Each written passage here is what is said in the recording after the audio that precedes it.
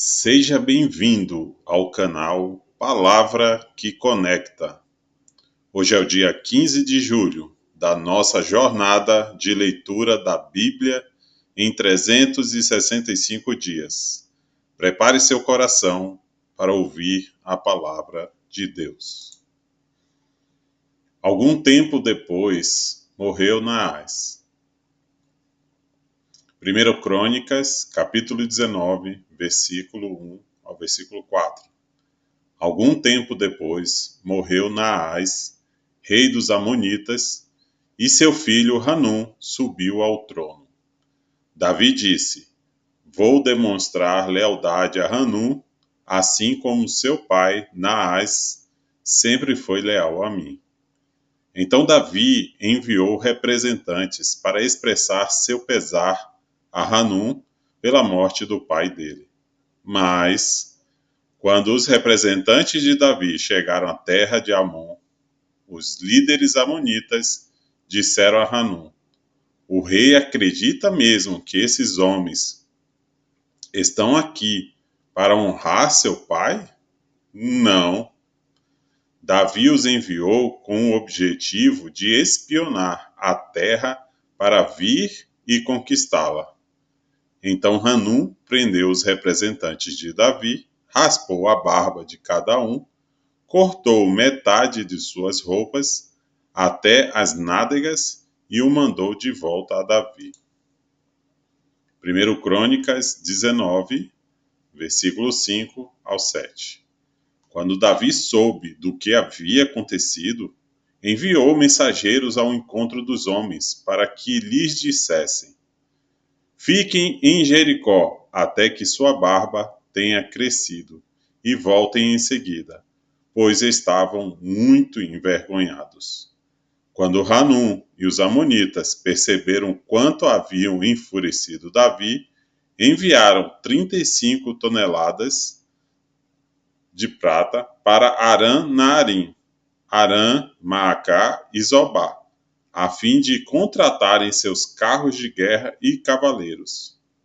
Também contrataram 32 mil carros de guerra e obtiveram o apoio do rei de Maaca e de seu exército.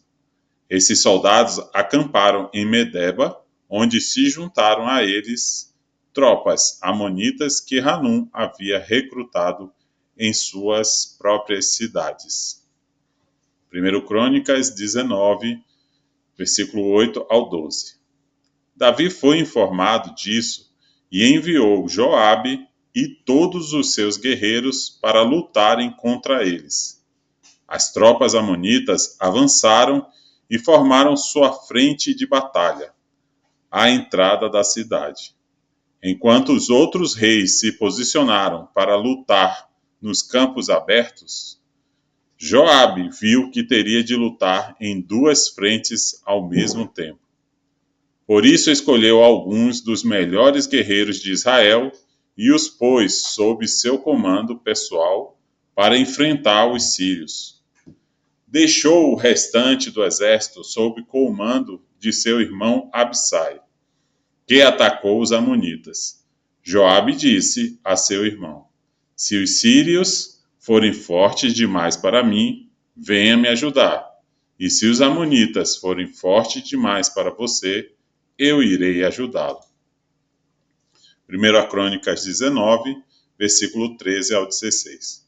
Coragem! Lutemos bravamente por nosso povo e pelas cidades de nosso Deus, e que seja feita a vontade do Senhor. Joabe e suas tropas atacaram, e os sírios começaram a fugir. Quando os amonitas viram que os sírios batiam em retirada, também fugiram de Abissai e recuaram para dentro da cidade.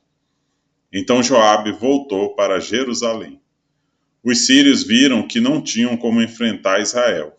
Assim, enviaram mensageiros para convocar mais soldados do outro lado do rio Eufrates. Essas tropas eram conduzidas por Sobaque, comandante do exército de Hadadezer. 1 Crônicas 19, versículo 17 a 19. Quando Davi foi informado do que estava acontecendo, reuniu todo Israel atravessou o Jordão e posicionou suas tropas em formação de batalha. Entrou em combate com os sírios que lutaram contra ele. Mais uma vez, porém, os sírios fugiram dos israelitas. O exército de Davi matou 7.000 homens em carros de guerra e 40.000 soldados de infantaria, incluindo Sobaque, comandante de seu exército. Quando os aliados de Hadadezer viram que ele havia sido derrotado por Israel, renderam-se a Davi e se tornaram seus súditos. Depois disso, os sírios não quiseram mais ajudar os amonitas. 1 Crônicas, capítulo 20, versículo 1 ao versículo 3. No começo do ano, época em que os reis costumavam ir à guerra, Joabe conduziu o exército israelita em ataques bem-sucedidos contra a terra dos amonitas. Durante essas operações, cercou a cidade de Rabá, a atacou e a destruiu. Mas Davi ficou em Jerusalém. Joabe conquistou Rabá e a destruiu. Então Davi chegou a Rabá, removeu a coroa da cabeça do rei e ela foi colocada sobre sua cabeça. A coroa era feita de ouro, enfeitada com pedras preciosas, e pesava cerca de 35 quilos. Davi tomou grande quantidade de despojos da cidade. Também tornou os habitantes de Rabá seus escravos e os obrigou a trabalhar com serras, picaretas e machados de ferro. Foi assim que Davi tratou o povo de todas as cidades amonitas. Então ele e todo o exército voltaram para Jerusalém. Depois disso, houve guerra contra os filisteus em Gezer. Enquanto lutavam, Sibecai de Hussate matou Saf, um descendente de gigantes, e desse modo os filisteus foram subjugados. Durante outra batalha contra os filisteus, Elanã, filho de Jair, matou Lame, irmão de Golias de Gate. O cabo da lança de Lame era da grossura de um eixo de tecelão. Em outra batalha com os filisteus em Gate, havia um homem de grande estatura, com 6 dedos em cada mão e 6 dedos em cada pé, 24 dedos ao todo, que também era descendente de gigantes. Mas, quando ele desafiou os israelitas e zombou deles, foi morto por Jonatas, filho de Simeia, irmão de Davi. Esses filisteus eram descendentes dos gigantes de Gate, mas Davi e seus guerreiros os mataram. 1 Crônicas 21, versículo 1 ao 4. Satanás se levantou contra Israel e incitou Davi a fazer um censo. Davi disse a Joabe e aos comandantes do exército: façam uma contagem de todo Israel, desde Berseba ao sul até Dan ao norte, e tragam-me um relatório para que eu saiba o número exato do povo. Joabe, porém, respondeu: que o Senhor torne a população 100 vezes mais numerosa do que é hoje.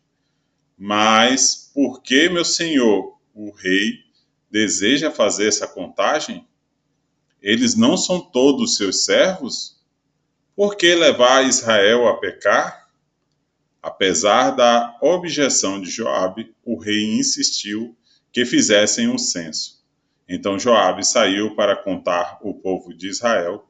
Depois voltou para Jerusalém. 1 Crônicas 21, versículos 5 a 10. E informou a Davi o número de pessoas.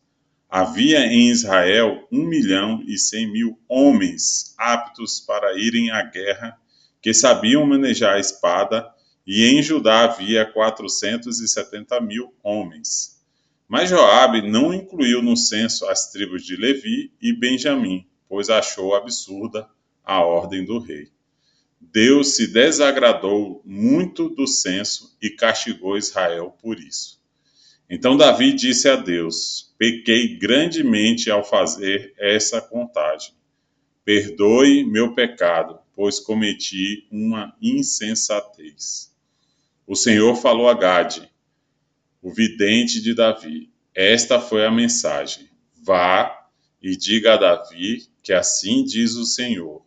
Darei a você 3 opções. Escolha um destes castigos e eu o aplicarei a você. 1 Crônicas, capítulo 21, versículo 11 a 15. Gade foi a Davi e disse: Estas são as 3 opções que o Senhor lhe deu. 3 anos de fome, 3 meses de destruição pela espada de seus inimigos, ou 3 dias de praga intensa durante os quais o anjo do Senhor trará devastação sobre toda a terra de Israel. Decida o que devo responder àquele que me enviou. Não tenho para onde correr nesta situação, respondeu Davi a Gade. Mas é melhor cair nas mãos do Senhor, pois sua misericórdia é grande. Que eu não caia nas mãos de homens. Então o Senhor enviou uma praga sobre Israel, e 70.000 pessoas morreram. E Deus enviou um anjo para destruir Jerusalém. Mas, quando o anjo estava prestes a fazê-lo, o Senhor teve compaixão e disse ao anjo da morte: Pare, já basta. Naquele momento, o anjo do Senhor estava perto da eira de Araúna, o Jebuseu. 1 Crônicas 21, versículo 16 a 20. Davi olhou para cima e viu o anjo do Senhor entre o céu e a terra, com a espada desembainhada na mão, estendida sobre Jerusalém. Então Davi e as autoridades de Israel se vestiram de pano de saco e se prostraram com o rosto no chão. Davi disse a Deus: Fui eu que ordenei o censo. Eu pequei e fiz o que era mal. Mas o povo é inocente como ovelhas. O que fizeram? Ó Senhor, meu Deus, que tua ira caia sobre mim e minha família, mas não castigue teu povo. Então o anjo do Senhor disse a Gade que mandasse Davi construir um altar ao Senhor na eira de Araúna, o Jebuseu. Davi subiu para lá a fim de cumprir a ordem que o Senhor deu por meio de Gade. Araúna debulhava o trigo quando virou-se e viu o anjo.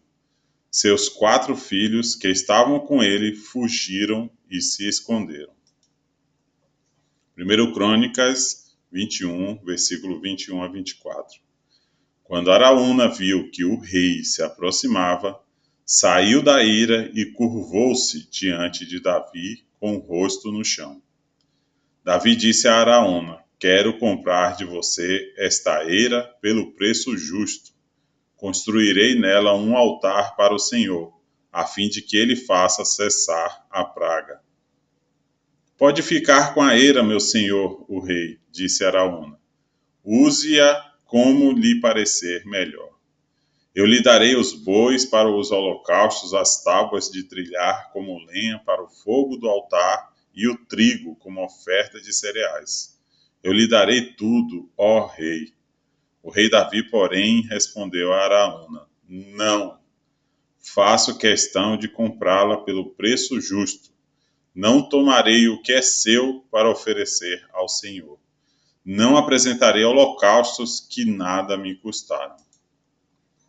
1 Crônicas 21, versículo 25 a 30. Então Davi pagou a Araúna 600 peças de ouro pela eira.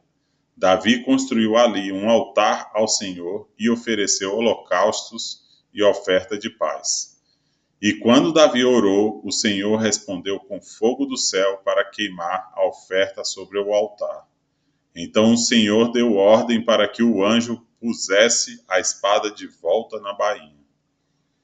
Quando Davi percebeu que o Senhor havia respondido à sua oração, ofereceu sacrifícios ali na eira de Araúna, o Jebuseu. Naquela época, o tabernáculo do Senhor, que Moisés havia feito no deserto, e o altar de holocaustos estavam no lugar de adoração em Gibeon. Mas Davi não podia ir até lá para consultar Deus, pois tinha pavor da espada do anjo do Senhor. Romanos capítulo 2, versículo 25 a 29. A prática judaica da circuncisão só tem valor se você obedece à lei de Deus. Mas se você, que é circuncidado, não obedece à lei de Deus, não é diferente de um gentio incircuncidado. E, se os incircuncidados obedecerem à lei de Deus, acaso não serão também considerados circuncidados? De fato, os gentios incircuncidados que cumprem a lei de Deus condenarão você, judeu, que é circuncidado e tem a lei de Deus, mas não obedece a ela. Pois ser judeu exteriormente ou ser circuncidado não torna ninguém judeu de fato. Judeu verdadeiro é quem é no íntimo, e circuncisão verdadeira é a do coração, feita pelo Espírito e não pela letra da lei, recebendo assim a aprovação de Deus e não das pessoas. Romanos capítulo 3, versículo 1 ao 4. Então, qual é a vantagem de ser judeu? A circuncisão tem algum valor? Sim, há muitos benefícios. Em primeiro lugar, aos judeus foi confiada toda a revelação de Deus. É verdade que alguns deles foram infiéis, mas isso significa que Deus será infiel? De maneira nenhuma. Ainda que todos sejam mentirosos, Deus é verdadeiro, e as Escrituras dizem a seu respeito: será provado que tens razão no que dizes e ganharás tua causa no juízo. Romanos 3, versículos 5 a 8. Alguém poderia dizer, mas nosso pecado não cumpre um bom propósito, ajudando os outros a verem como Deus é justo? Não é uma injustiça, portanto, Deus nos castigar? Estou seguindo o ponto de vista humano. Claro que não. Se fosse assim, como Deus poderia julgar o mundo?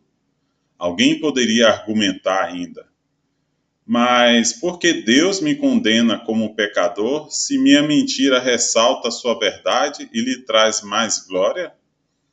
E alguns até nos difamam afirmando que dizemos: quanto mais pecarmos, melhor. Quem diz essas coisas merece condenação. Salmos, capítulo 11, versículo de 1 a 3. No Senhor eu me refugio. Por que então vocês me dizem: voe para os montes como um pássaro? Os perversos preparam seus arcos e colocam as flechas nas cordas. Das sombras eles atiram contra os que têm coração íntegro. Os alicerces ruíram. O que pode fazer o justo? Salmo 11, versículo 4 ao 7. O Senhor, porém, está em seu santo templo. O Senhor governa dos céus. Observa a todos com atenção. Examina cada pessoa na terra. O Senhor põe à prova tanto o justo como o perverso. Ele odeia quem ama a violência. Fará chover brasas vivas e enxofre sobre os perversos, e com ventos abrasadores os castigará. Pois o Senhor é justo e ama a justiça. Os íntegros verão sua face. Difamam afirmando que dizemos: quanto mais pecarmos, melhor. Quem diz essas coisas merece condenação. Provérbios capítulo 19, versículo 10 ao 12. Não é certo o tolo viver no luxo, nem o escravo governar sobre os príncipes. O sensato não perde a calma, mas conquista respeito ao ignorar as ofensas. A ira do rei é como o rugido do leão. mas seu favor é como um orvalho sobre a grama. Que a palavra conecte você com Deus, transforme sua vida e ilumine seu caminho. Obrigado por acompanhar mais um dia na nossa leitura da Bíblia em 365 dias. Se esta leitura edificou sua vida, inscreva-se no canal e volte amanhã para continuarmos nossa caminhada. Que Deus abençoe você.